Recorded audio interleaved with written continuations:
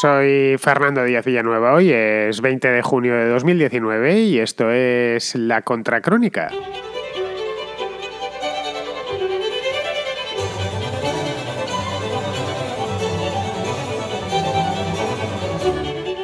El mes pasado hubo un terremoto político en Austria, que a pesar de su pequeño tamaño, Austria quiero decir, no el terremoto político, que fue grandísimo. Pues bien, a pesar del pequeño tamaño de Austria, este terremoto se dejó sentir en toda Europa.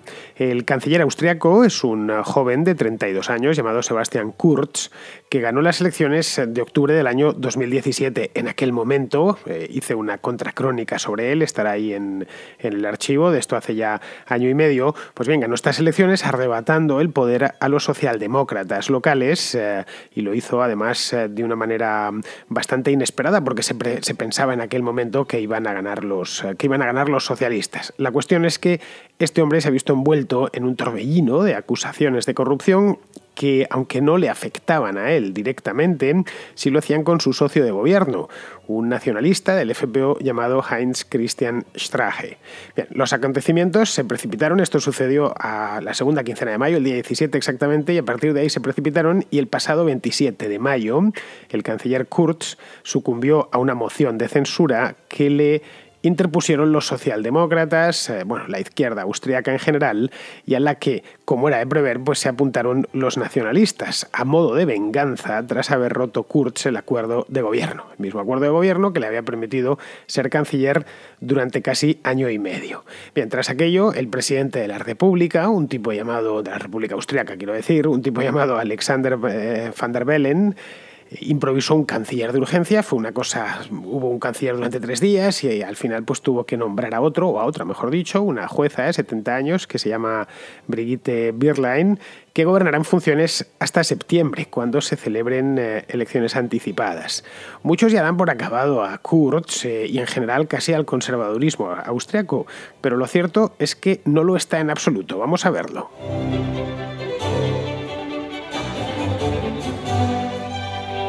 Muchos de vosotros conoceréis este caso porque hace un mes se habló muchísimo de él. Coincidió en España con las elecciones municipales y por lo tanto las regionales, las europeas, etcétera, y por lo tanto no lo pude tratar en su momento, pero sí lo estuve siguiendo y además me hizo mucha gracia. Bien, para los que no lo conozcáis, os cuento un poco por encima qué es lo que sucedió, en concreto el Ibiza Gate, que así es como lo han dado en llamar en Austria, que es realmente gracioso, parece sacado de una película de espionaje, pero de espías de medio pelo.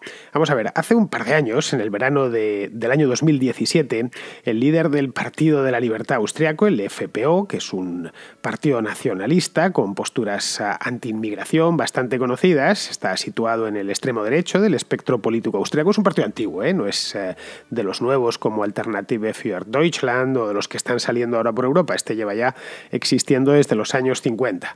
Bueno, pues el líder del FPÖ, que se llama Strache, el Heinz Christian Strache que os acabo de comentar, estaba en Ibiza, en un chalet, tomando unas copas junto al exteniente de alcalde de Viena. Hasta ahí todo correcto. Pues bien, 2 austriacos políticos que han ido a pasar unos días en el mes de julio de 2017, unos días a Ibiza y se toman un whisky, qué sé yo. Bueno, la cuestión es que había una tercera persona en esta reunión, una mujer rusa, sobrina de un oligarca ruso bien relacionado con el Kremlin. Los 3 hablaban de recibir un dinero de Moscú para influir en el resultado de las elecciones que se iban a celebrar en Austria en octubre de aquel mismo año, de 2017. Y a cambio de eso, es decir, si Strache conseguía llegar al poder, ya fuese por su cuenta y solo por su cuenta o a través de otra persona, de otro partido, por ejemplo, el Partido Conservador, lo que le ofrecía a Strache era jugosos contratos para su tío. Como veis, todo perfecto, parece extraído de una película con temática política o de espionaje, si no fuese porque esa reunión fue grabada en vídeo. No sabemos por quién, el hecho es que fue grabada en vídeo y las imágenes podéis consultarlas, están en alemán, eso sí, lo digo por si lo conocéis, lo entenderéis sin problema. Y esas imágenes estuvieron escondidas, han estado escondidas durante año y medio. Nadie sabe quién las tenía. La cosa es que el día 17 de mayo, es decir, hace poco más de un mes, el Spiegel, que es una revista muy famosa alemana, y el Süddeutsche Zeitung, que es un periódico también famosísimo alemán, salieron ese día a toda portada con el caso este. mientras que en su página web publicaban extractos del vídeo, en los que se les oye hablar, sentados en un sofá. Estaban Strache y la mujer rusa sentados en el sofá, y el otro, el exteniente alcalde vienés, que se llama Johan Gudenus, sentado en un sillón. Se veía las botellas, etcétera, todo como, ya digo, muy sonrojante. Es decir, una cosa que daba un poco de vergüenza. Le estaba ofreciendo a la rusa, le estaba ofreciendo contratos si llegaban al gobierno, y participación también en un tabloide, en un periódico muy famoso en Austria, el más importante del país, de hecho, que se llama el Kronenzeitung. Bien, todo además con una puesta en escena muy vulgar, más parecía un arreglo entre delincuentes de poca monta que una corruptela de altos vuelos. La verdad es que cuando yo me enteré de esto, pues el mes pasado fui a mirar a ver lo que había, y leyendo la historia me los imaginé en un palacete en Ibiza, bien vestidos, bebiendo champán francés. Y no, los españoles lo conocéis, es un botellón, literalmente un botellón de madrugada, con 3 sentados ahí que parece que tienen el partido de fútbol encendido en la televisión. Bien, pues esto es lo que dieron el Spiegel y el Süddeutsche Zeitung. Al día siguiente, como os podéis imaginar, el estupor se apoderó de toda la política austríaca y en general de toda Austria. No se lo podía creer. Es decir, es como ver las entrañas mismas de un caso de corrupción. Pues se desató una crisis de gobierno espectacular. Kurz no sabía dónde meterse, por supuesto Strache tampoco, tuve que salir a dar la cara ante los medios, no podía negarlo porque había pruebas en vídeo y esas pruebas las estaba viendo toda Austria, toda Alemania, de hecho las estaba viendo todo el mundo. Y Kurz no se podía esconder tampoco. A fin de cuentas, Strache era su vicecanciller, era su vicepresidente. Así que lo primero que hizo fue romper el acuerdo, cesar a su vicecanciller, cesar a Strache, cesar a todos los ministros del FPÖ y convocar automáticamente elecciones. Ahí se había quedado la cosa. Él seguiría siendo Kurz canciller hasta las nuevas elecciones, pero la oposición se adelantó y le interpuso una moción de censura unos días después. Así que el día 28, bueno, la moción de censura fue el 27, si mal no recuerdo, pues el 28, es decir, 11 días más tarde de estallar el escándalo, Kurz tuvo que abandonar la Ballhausplatz, que es la sede de la Cancillería austriaca. Tuvo que abandonarla además por la puerta de atrás. Si vais a Viena podréis ver este edificio, es un palacete del siglo XVIII, bastante bonito. De hecho, durante estos días previos a la moción de censura hubo varias manifestaciones, y para que los austriacos, que figuran entre los pueblos menos movilizados de Europa en este aspecto, menos amigos de las manifestaciones y de las movilizaciones populares, se manifiesten, pues ya tenía que estar pasando algo grave. Bien, la cosa es que Kurz llevaba poco tiempo en el gobierno, llevaba solo año y medio, había tomado posesión en las Navidades del año 2017 y estábamos en mayo, es decir, 500 días aproximadamente, 500 y pico días en el cargo, y había empezado, pues solo había empezado a desplegar su política, pero era un hombre del que hablaba todo el mundo. El canciller más joven de la historia de Austria, menos de la Austria contemporánea. Austria es un país mucho más antiguo, también el canciller más efímero. Había conseguido que, a pesar de que en su llegada a finales de 2017 todos se asustaron, llega el populismo a Austria, había tranquilizado a la Unión Europea. De hecho, había conseguido una cosa que no se preveía, y era el FPÖ, traerlo hacia su lado. Consiguió, por ejemplo, que los líderes del FPÖ, entre ellos el propio Strache, condenasen de palabra el Holocausto, y cosas que son elementales, pero que son elementales en otros países, pero que en Austria no lo son, porque es un país extraordinariamente conservador, donde ciertos extremos pues no se tratan con la boca pequeña. La cuestión es que le iba bastante bien, era un tipo popular en Austria, se habían apagado los miedos que en su momento, además, acababa de pasar lo del Brexit, ¿no? De que se iba a desestabilizar, que Austria se iba a convertir en la nueva Hungría, etcétera, etcétera, etcétera. Si hacemos un poquito de memoria de esas elecciones austriacas de hace año y medio, lo recordaremos a la perfección. Es más, no se volvió a hablar de Austria, a pesar de que durante el último trimestre de 2017 se habló muchísimo. Bueno, Austria va a caer, esto no va a ser el fin, pero va a ser complicado, son euroescépticos, nada de nada. Se puso a gobernar, y además con un programa bastante razonable, y era, bueno, un país pequeñito, europeo, pero bastante, muy estable, porque no había dado ni medio problema. Bien, ¿esto qué ha supuesto? Pues que a raíz de este escándalo toda Europa esté haciendo chanzas, mofa y befa de Kurz. ha sido objeto de todo tipo de bromas. Desde Alemania, por ejemplo, los alemanes y los austríacos tienen una relación muy especial porque hablan el mismo idioma, ven los mismos canales de televisión, las mismas películas, leen los mismos libros, etc. Es decir, son dos países separados por el mismo idioma, pero bueno, la cosa es que Merkel le señaló con el dedo, le señaló a Kurz, culpándole de avenirse a pactos y acuerdos con los nacionalistas y de meterles en el gobierno. Es decir, que lo estaba leyendo Merkel en clave nacional alemana, quiero decir. ¿Ves lo que te pasa cuando metes a esta gentuza dentro de tu gobierno? Esto para que aprendáis, y además enseñándoselo a todo el continente. Voy más lejos. Los analistas de toda Europa, a lo largo del último mes, han seguido esta misma estela que marcó Angela Merkel a finales de mayo. La idea de que no compensa pactar con esta gente porque son realmente submarinos de Moscú, lo cual en el caso del FPO, del menos el FPO de Strache, ha quedado más que demostrado, y no van a traer más que problemas. Y además tienen la mano un poquito larga, así que es mejor mantenerse a mucha distancia. En Alemania esto se ha vivido mucho, porque allí tienen un partido parecido al FPO, mucho más moderno, lógicamente, el de Alternative für Deutschland, pero vamos, que lo han sentido casi como en carne propia. Pero claro, Austria no es Alemania, a pesar de que se parezcan mucho, aunque hablen alemán y se comporten como los alemanes. Tiene un sistema político muy parecido, son dos repúblicas, la de Austria mucho más pequeña, pero una historia política reciente algo distinta, fundamentada en un gran pacto nacional que en el caso de Alemania se ha dado, pero no se ha dado de la misma naturaleza.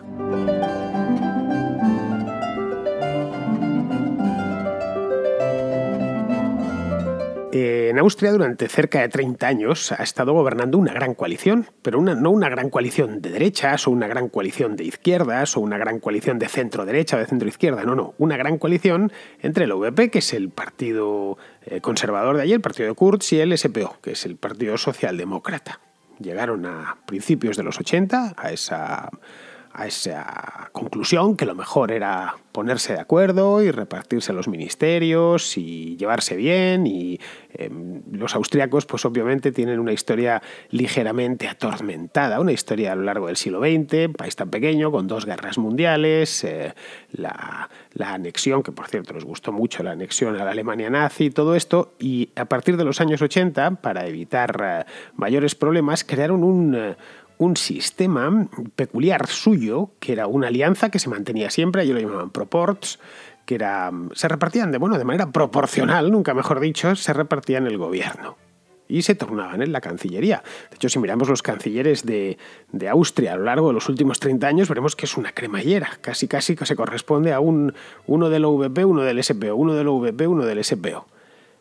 Esto había dado lugar a que muchos austríacos se cansasen y viesen que, lo que decíamos aquí, el bipartidismo en España, nos quejábamos. Bueno, pues lo de Austria era un bipartidismo extremo, pero más bipartidismo que se ponían de acuerdo y gobernaban juntos. Así que se empezaron primero a formar partidos a la izquierda, como los verdes, por ejemplo, que nacieron en los años 90, imagen y semejanza de los verdes de Alemania, y luego más recientemente salió una lista de un tipo llamado Pilz, que se presentó ya a las elecciones, que se ha convertido, el año pasado se convirtió en otro partido llamado Jetzt, que en alemán significa ahora, que es algo así, más o menos, salvando las distancias, lógicamente, como el Podemos local. Eso es lo que apareció en la izquierda. Y en la derecha ya existía un partido alternativo, que es el FPO, un partido desde los años 50. Este partido, el FPO, fue fundado por un tipo llamado Anton Reinhaller, que era... Estas son cosas curiosas de Austria que no se ven en Alemania. Este era un antiguo diputado nazi del Reichstag. Había trabajado con Seyss-Inquart, que era el nazi el nazi austriaco, y llegó a ser oficial de las SS durante la guerra. Luego lo desnazificaron y ya en los años 50 fundó el FPO como un partido nacionalista austriaco y, por supuesto, panalemán. La cosa es que este partido, el FPO, nunca pintó demasiado. Lo fundaron en los años 50, pero esa década, los 60, los 70, los 80, incluso parte de los 90, estaba allí de convidado de piedra, sacaba unos pocos escaños, básicamente por el sur, por la región de Carintia, que es la más conservadora del país, y poco más. Es decir, era un puñado, realmente no decidían absolutamente nada. Podían llegar a gobernar en algunos pueblos pequeños, como mucho, pero en el Nationalrat, que es como el Bundestag de Austria, no ni quitaban ni ponían. Y esto sucedió hasta los años 90. Fue entonces cuando, cabalgando sobre el discurso anti-inmigración, que no es cosa de ahora, a pesar de lo que dicen, no es que la inmigración en los años 90 ya se hablaba de este tema, quizá no con tanta vehemencia como ahora, pero ya se hablaba, pues se convirtió en un partido importante. Y se convirtió gracias a un tipo llamado Jörg Haider, del que hace 20 años, los que tenéis mi edad lo recordaréis, porque los mismos que ahora están denunciando el auge de la extrema derecha, que viene, que ya está aquí, pues hace 20 años estaban todo el día con Haider en la boca. Bien, pues Haider venía de Carintia, por supuesto, del sur del país, nunca llegó a ganar las elecciones, ni nada semejante, pero llegó a tener cierta importancia. Y esa era una pequeña, no sé si amenaza, pero al menos un dolor de tripa para el sistema de la Gran Coalición, que a partir de ahí ya entró en crisis. Estaba, de hecho, en crisis terminal. Y estaba pagando los platos rotos de la Gran Coalición, en los últimos años los estaba pagando el Partido Conservador, el OVP. Así que Kurz, un tipo muy joven, de 30 años, consigue hacerse con la presidencia del partido, adoptando algunas posiciones del FPÖ, decide reinventarse la formación. Bueno, pues, en lugar de moverme hacia la izquierda, voy a moverme hacia la derecha, aprovechando además la crisis migratoria del año 2015. Fue de los tipos más decididos en este aspecto, un tipo joven, físicamente agraciado, no tenéis más que verle, y habla muy bien, es una persona convincente. Fue el que dijo que había que cerrar la frontera, que se tenía que cerrar la ruta de los Balcanes, puso a Merkel de vuelta y media. Bueno, pues aquello le funcionó a la mar de bien. Ganó las elecciones 2 años después, las de 2017, y en lugar de buscar un gobierno de concentración con el candidato socialdemócrata, que era un tipo llamado Christian Kern, que era lo que podría haber sucedido, es más, hace 20 años es lo que, 20 o 10 es lo que hubiera terminado sucediendo, sacado entre estos dos, pues vamos a ver, en este caso hubiera sido canciller Kurz y Kern se hubiese quedado vicecanciller. Pero no, él no hizo eso. Ofreció un pacto al FPÖ. Y eso es lo que hizo saltar todas las alarmas en la Unión Europea y en toda la prensa. Se va a hungarizar Austria, esto ya es el fin de los tiempos. Lo que suponía era una jugada bastante buena, por cierto, de Kurz, al menos para los intereses de su partido, y era refundar el sistema de la Gran Coalición, pero corriendo hacia la derecha. Y, por supuesto, llevando él la voz cantante, porque los socialdemócratas y los conservadores solían estar, si no empatados, prácticamente empatados. En este caso, el Partido Conservador es sensiblemente más grande que el Partido de la Libertad, que el FPÖ. En las últimas elecciones sacó 11 diputados más, 62 frente a 51. Por lo tanto, disponía de más poder. Esto además le permitiría, a modo de cierre de la operación, le permitiría ir apropiándose del voto menos entusiasta del FPÖ. Ese voto de aluvión que le había ido llegando a los nacionalistas en los últimos años, a raíz de la crisis migratoria, y esto le supondría ganar por goleada las siguientes elecciones. Todo político que se precie, todo profesional de este oficio, lo primero que piensa es en las siguientes elecciones. Todo está supeditado a las siguientes elecciones. Una vez ya ha ganado unas, eso es pasado, eso ya no mueve molino, no le importa absolutamente a nadie. Sus ojos, nada más tiene ojos y mirada para las siguientes elecciones. Pues todo este plan estaba concebido para las siguientes elecciones. Más aún en un hombre tan joven, de 32 años, que le queda mucha carrera por delante. Como veis, parecía un plan sin fisuras. Y la verdad es que fisuras no tenía, porque le estaba yendo muy bien. Lo que tenía era una grieta de la anchura del Danubio. Y esa grieta se llamaba Heinz Christian Strache. Strache es otro personaje peculiar de estos que da la derecha austríaca. Este es un dentista vienés que hizo carrera a la sombra de Haider. Y fue poquito a poquito. Haider, por cierto, no es que se haya retirado, es que se mató en un accidente de tráfico, pues hará cosa de 10 años. Y eso dejó espacios libres por donde se pudieron colar otros, entre ellos el propio Strache este. El hecho es que, a pesar de que el escándalo ha sido mayúsculo, y os aseguro que ha sido mayúsculo, en Austria y en Alemania no se ha hablado casi de otra cosa, especialmente en Austria, como es lógico, a lo largo del último mes, pues lo cierto es que Kurz reaccionó a tiempo. Es decir, no se hizo de rogar. Según salieron esa información en Spiegel, al día siguiente ya había roto el acuerdo, en 24 horas. no se resistió, como hacen muchos políticos. No, me están acusando de corrupción, pero yo niego la mayor y asumo el desgaste y ya veremos si dentro de un mes sacrifico un ministro. No. Él rompió el acuerdo, cesó a todos los ministros del FPÖ y convocó elecciones. Luego ya posteriormente vendría la moción de censura, pero eso la verdad es que no ha minado su popularidad. La moción de censura prosperó porque el FPÖ se apuntó a ella a modo de venganza, como os decía antes. En las encuestas de intención de voto, que de hecho tengo delante un par de ellas, en lugar de desplomarse, Kurz ha crecido. Algunas le están dando un 37%. En 2017 este hombre tuvo un 24%. Es decir, estaría poniéndose, no en la mayoría absoluta, pero sí en una mayoría suficiente para poder arbitrar el gobierno que él quiera después de esas elecciones. De manera que, si esto se mantiene, pueden pasar muchas cosas. Las elecciones son el día 29 de septiembre. Si esto se mantiene, es muy probable que vuelva a ganarlas. Y además muy reforzado porque el SPÖ, el Partido Socialdemócrata, lejos de aprovechar este escándalo, está perdiendo adeptos a toda velocidad. Se pasan en desbandada hacia los verdes, conforme a las encuestas, que es lo que tengo delante.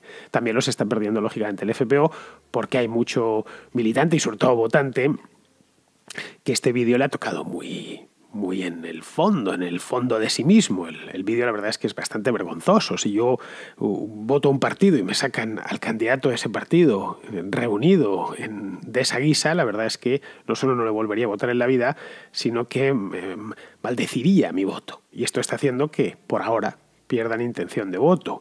Así que podría, por lo tanto, volver al gobierno y hasta darse el lujo de elegir compañero de baile entre el SPÖ o el FPÖ.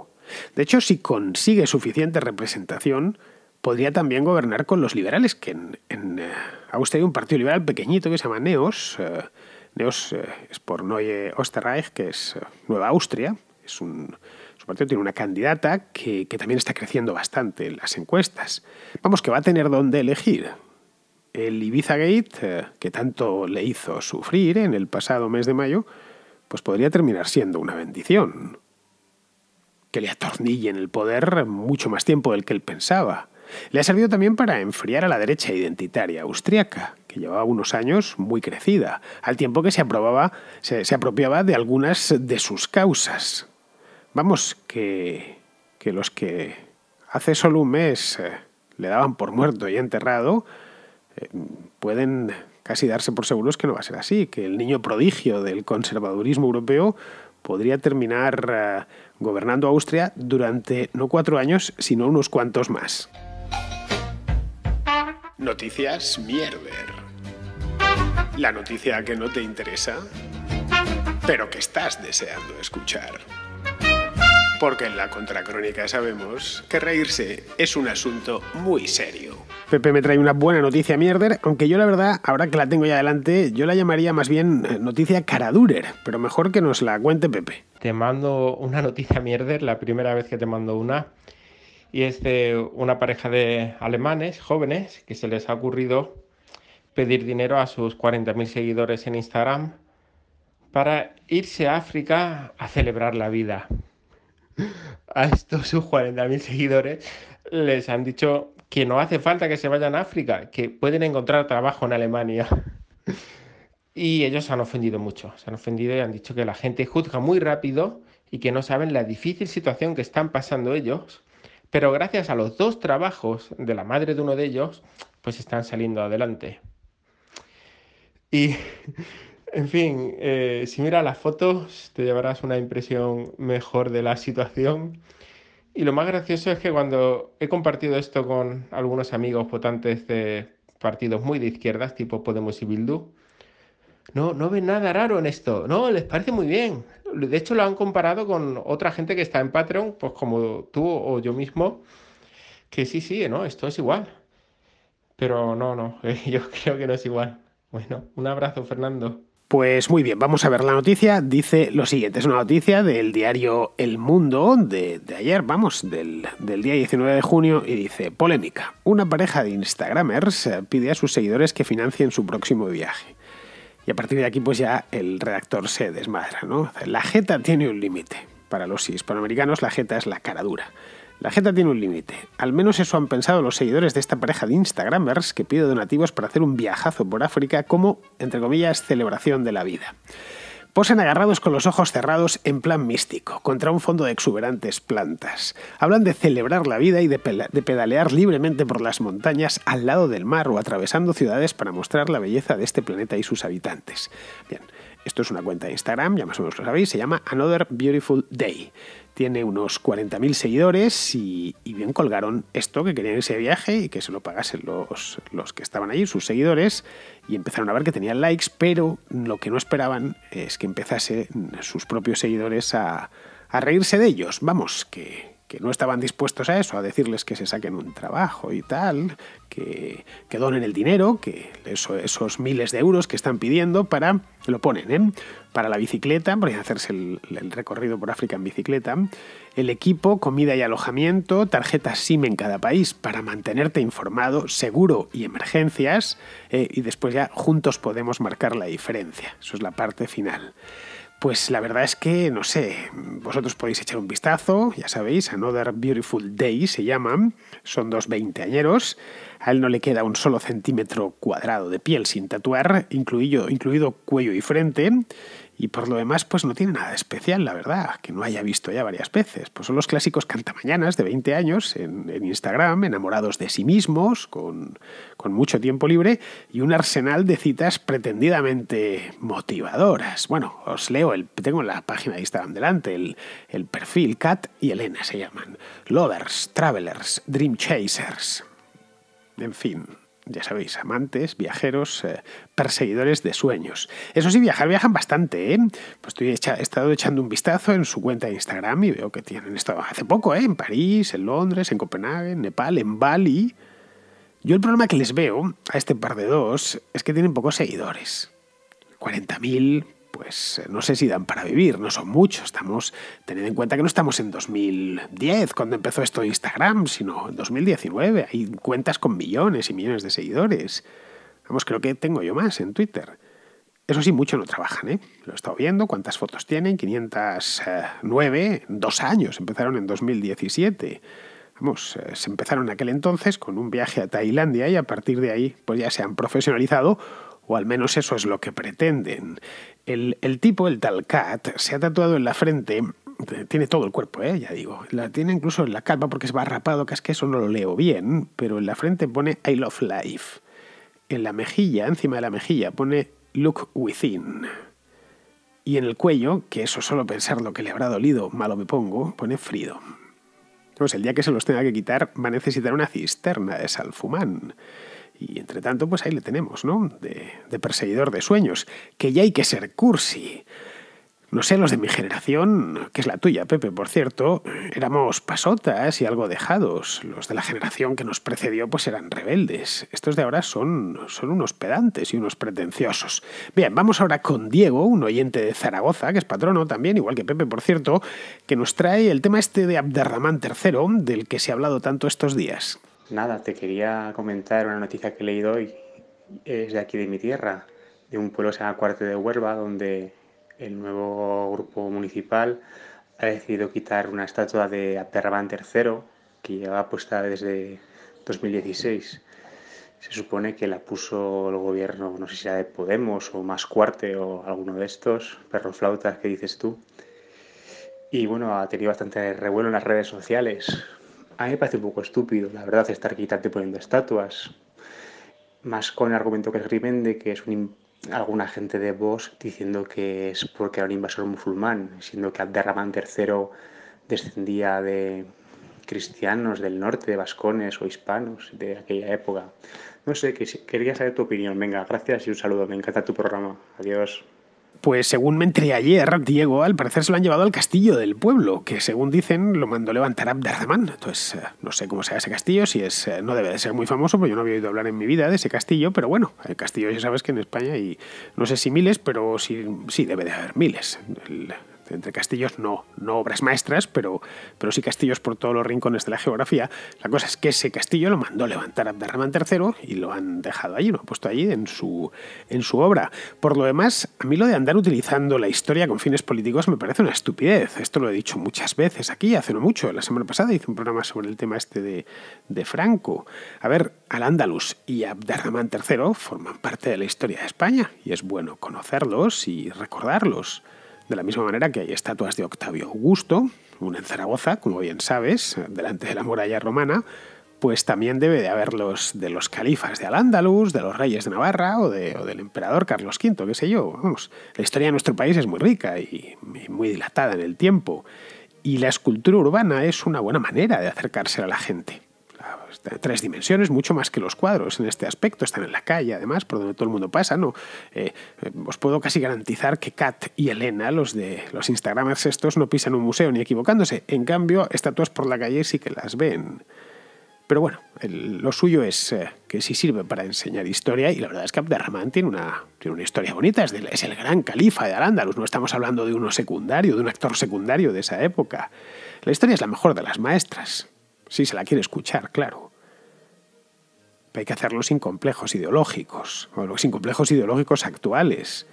Abderramán fue un gran rey, moro, es el rey moro por antonomasia. De los cientos que hubo en la España musulmana, pues este es el más grande de todos. Este era nieto de un emir, él se hace proclamar califa, de un emir, del emir Abdalá, y de una concubina de origen vascón. Y esto era bastante común, porque los harenes del califato de Córdoba estaban llenos de cristianas, ya porque los reinos del norte las entregaban como tributo para comprar la paz. En la época en que los reinos del norte, estamos hablando pues del siglo IX, del siglo X, y eran muy débiles, tanto el reino de Navarra como el reino de León, como los condados catalanes, y otras veces porque directamente las capturaban. En las aceifas, que eran las racias veraniegas que hacían los moros por los reinos cristianos, pues capturaban mujeres y se las llevaban de vuelta a Córdoba. Muy bien, pues vamos a terminar ya. Vamos con Pizarro, que nos cierra el programa de hoy. Y por cierto, la contra de esta semana, porque mañana, como bien sabéis, hay contrahistoria, nos la cierra con el tema este de Ciudadanos y los pactos. Ciudadanos hace lo mismo que el resto de partidos, es decir, anteponer intereses particulares y partidistas a las promesas y los principios. Pero, habiendo prometido previamente todo y lo contrario, y habiendo establecido taxativamente que sus principios, sus medios y sus finales son intercambiables. En esta obscena muestra de política real, en vez de la más aceptada política ideal y formal, es donde Ciudadanos encuentra su dificultad para arrastrar masas, ya que si algo le gusta a toda masa es una idea idílica y quejarse de la traición a esa idea de su partido. Pero Ciudadanos no propone ninguna idea irrenunciable ni puede traicionar lo que no jura. No se sabe a dónde va Ciudadanos, pero sí que lo hace en zigzag y peonzando. Un cordial saludo de Pizarro. Pues, queridos amigos, hasta aquí hemos llegado. Ya sabéis, termina, como os decía antes, la contracrónica de esta semana termina hoy, volverá este sábado, que tenemos, si mal no recuerdo, hay libros, tenemos contraportada, y mañana, ya sabéis, hay contrahistoria. Hasta mañana, amigos.